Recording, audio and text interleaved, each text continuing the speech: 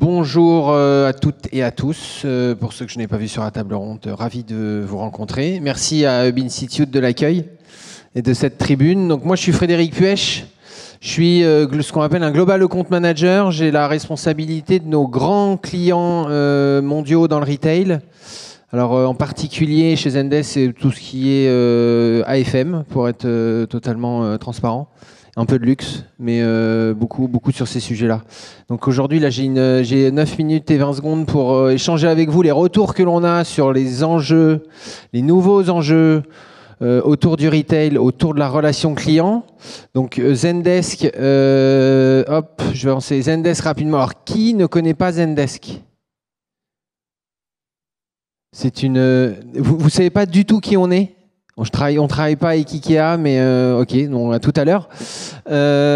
Donc on se définit comme leader de la gestion de la relation client omnicanal. L'omnicanalité auquel nous on l'entend, ce sont les canaux de communication et les médias qui vont être utilisés par vos clients, vos consommateurs, vos partenaires pour rentrer en contact avec votre marque, vos départements, etc. Donc c'est du mail, c'est du formulaire, c'est du téléphone, c'est du WhatsApp, c'est du réseau social. C'est ça l'omnicanalité. Et l'omnicanalité, je reprends la même définition que vous. Effectivement, il y a des clients, oh mais c'est bon, on est multicanaux. Oui, effectivement, vous êtes multi, mais pas omni. Omnicanal, c'est la capacité à mettre... Nous, notre donnée, c'est la conversation. On parle beaucoup de données, nous, on gère de la conversation. Et en fait, c'est de pouvoir mettre ces conversations entre les mains de vos équipes sur un point de contact unique, peu importe le canal qui est utilisé. C'est là où on retrouve cette notion d'omnicanalité. On a près de 150 000 clients dans le monde. On est le chat le plus utilisé au monde.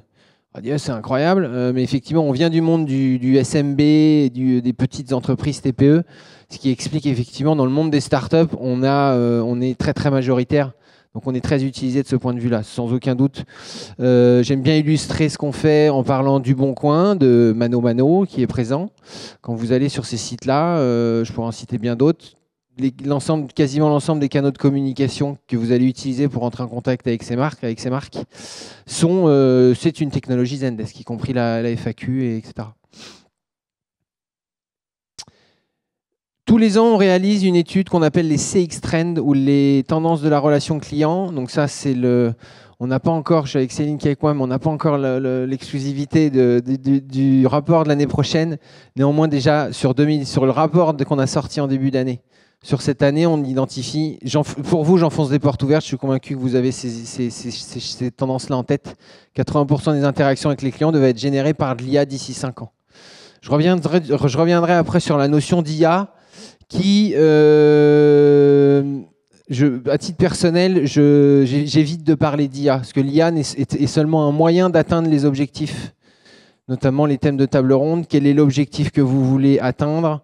Est-ce que c'est de la rétention? Est-ce que c'est des gains de part de marché? Est-ce que c'est de la satisfaction client? Est-ce que c'est de la productivité, de l'efficience? Et à partir de là, une fois que vous avez vos parcours, oui, l'IA est un moyen d'atteindre ces objectifs, mais l'IA en tant que telle n'est pas un objectif en soi. C'est comme mettre en place un chat, ça n'a aucun sens. C'est de savoir pourquoi vous voulez mettre en place un chat. Donc, je reviendrai dessus après. 70% des responsables de la CX prévoient d'intégrer l'IA générative dans de nombreux points de contact. Je reviendrai dessus aussi après avec quelques histoires qu'on a avec nos clients. Il y a de l'IA générative que vous allez mettre à disposition de vos consommateurs ou de vos clients finaux. ChatGPT, naturellement, c'est la meilleure illustration. Mais nous, on travaille énormément et beaucoup plus avec nos clients de mettre en place ce type de technologie au service de vos équipes internes et de vos agents pour leur faciliter la vie à eux, pour qu'ils puissent répondre plus efficacement à vos clients, vos consommateurs ou vos partenaires. Je reviendrai dessus avec quelques histoires. Quelques références dans le retail. Donc effectivement, on est présent beaucoup au sein de l'AFM. On est aussi très présent dans ce que nous, on appelle les digital natives. J'ai cité Mano Mano, Le Bon Coin, je pourrais citer Back Market. Mais en fait, on est très présent dans ce secteur-là. Autrement dit, les digital natives, c'est les sociétés qui ont 10-15 ans d'existence, qui sont tombées dans le digital petit et qui ont immédiatement mis la relation client et l'expérience client au cœur de leur stratégie.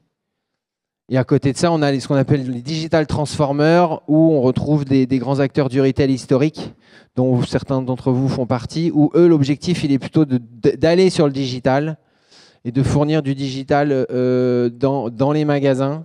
Je reviendrai dessus aussi au niveau des challenges, justement, de ces nouveaux enjeux qui sont rencontrés. On peut le traduire en français ou en anglais, le pain sur la planche ou le pain pour nos amis anglo-saxons. Le manque d'harmonisation entre expérience client en ligne et hors ligne. Aujourd'hui, les challenges, c'est au sein de je vais parler de la famille Mullier, des Mullier, où sont souvent très souvent depuis des années dans le top 10, dans le top 3 des enseignes préférées des Français. Néanmoins, ils ont cette difficulté d'apporter le même niveau d'expérience à leurs consommateurs sur du digital que ce qu'ils ont déjà en magasin. Donc là, il y a des gros challenges. L'économie de l'expérience a donné naissance à une concurrence impitoyable. Aujourd'hui, vous allez dans un magasin Decathlon où Ikea est très très bon effectivement là-dessus, il n'y a pas de débat. De fournir au-delà de l'achat d'un bien ou de fournir une expérience. Aujourd'hui, vous allez dans les magasins Decathlon, en particulier à Paris, ils ont commencé à mettre des expériences, où il y a commence à avoir des parcours, encore une fois comme chez Ikea, où vous devez suivre un chemin, et puis avec des mises en scène. Typiquement, là, en ce moment, c'est une mise en scène autour de la montagne et du ski. Vous allez à Vélizy. Donc, c'est fournir ces expériences-là, qui nécessitent beaucoup plus de ressources, beaucoup plus de retours. J'ai bien aimé aussi le deuxième thème de la table ronde, quelles sont les attentes que vous avez sur ces clients. On peut traduire ça de cette manière-là. Il y a un turnover élevé dans les équipes. Alors, nous, les équipes, là, on va parler des équipes dans les call centers, pour quand vous les avez chez vous, ou au sein de, où vous faire appel à un BPO externalisé, ces services de SAV, de relations clients, de gérer ça. Et c'est là aussi où, alors pour le coup, on constate quand même qu'il y a une attention grandissante auprès de vos collaborateurs pour faire en sorte qu'ils ne partent pas. J'ai de plus en plus aussi les discussions où les embauches se font sur le savoir-être et non plus sur beaucoup moins sur le savoir-faire. Aujourd'hui, la relation client, c'est du savoir-être et les entretiens. J'ai eu un échange très constructif il y a un mois autour d'une table ronde là-dessus où effectivement tous les patrons de call center disent aujourd'hui on embauche sur le savoir-être. Donc ça va au-delà de la relation client ou de la techno, mais c'est aussi un feedback que je pense intéressant à vous faire. Le quatrième pilier, avec des attentes en constante évolution, vous devez agir rapidement sous peine de rater le coche. C'est là où on va retrouver effectivement ces principes d'automatisation pour pouvoir atteindre vos objectifs business. Sur les grands clients avec lesquels j'ai la chance de travailler, encore aujourd'hui, on me dit voilà, j'ai envie de mettre en place un chat. J'ai envie de faire de l'intelligence artificielle. Systématiquement, la question qu'on pose, OK, pourquoi faire ?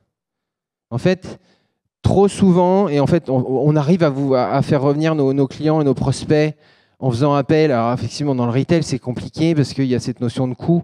Mais il y a des sociétés de services qui sont spécialisées là-dedans.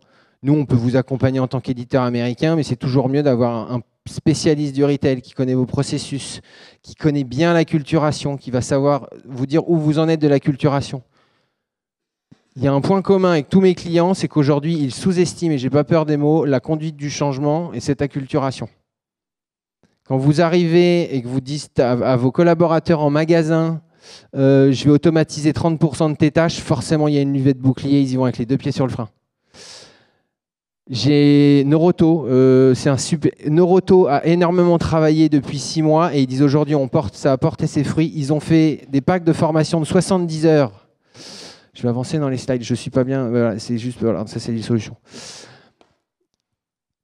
Ils ont monté un pack de 70 heures pour tous leurs collaborateurs en centre automobile et en call center où ils se sont efforcés de ne pas utiliser le terme d'intelligence artificielle sur la conduite du changement, sur la modification de leur métier. Et il dit maintenant qu'ils parlent, leur dire on va réussir. En fait, après cette formation, ils se sont aperçus que l'intelligence artificielle allait pouvoir les libérer des tâches rébarbatives, répétitives et qui leur cassaient les pieds. Et en fait, grâce à cette formation et cette acculturation, en 6 mois, on parle de plusieurs milliers de collaborateurs, en 2 ou 3 000. Eh bien, la majorité des collaborateurs comprennent aujourd'hui ce que va leur apporter l'intelligence artificielle. C'est primordial. Quand vous travaillez avec des grands acteurs du retail de la famille Mullier, qu'ils aient un gilet vert, un gilet bleu ou un gilet rouge, quand vous leur dites ça, il faut énormément travailler avec ces collaborateurs. Il y a à la fois un problème générationnel. On a eu des retours justement sur l'implémentation de notre solution en magasin où les retours qu'on avait, c'est les collaborateurs, notamment seniors, hein, on leur disait ouvrez votre navigateur, ils disaient ouvrir quoi? Cliquez sur l'onglet, cliquez sur quoi? Ils n'ont pas ces notions-là. Donc effectivement, c'est travailler. Et aujourd'hui, on se met en task force, nous, avec nos clients. Là, il y a un resserrement très fort. Je n'ai pas du tout regardé le temps. Je suis vraiment en dépassement beaucoup, je vais m'arrêter là. Mais voilà, moi, le message, vous l'avez compris, pour moi, c'est l'acculturation. Travaillez vos parcours avant de parler de techno. Qu'est-ce que vous voulez fournir à vos clients, à vos collaborateurs? Forcément, ça va être disruptif. Alors, c'est disruptif, c'est une course. Et on fait partie des gens qui disent qu'aujourd'hui, c'est l'une des plus grandes révolutions technologiques. L'intelligence artificielle est en train de tout exploser à la vitesse de la lumière.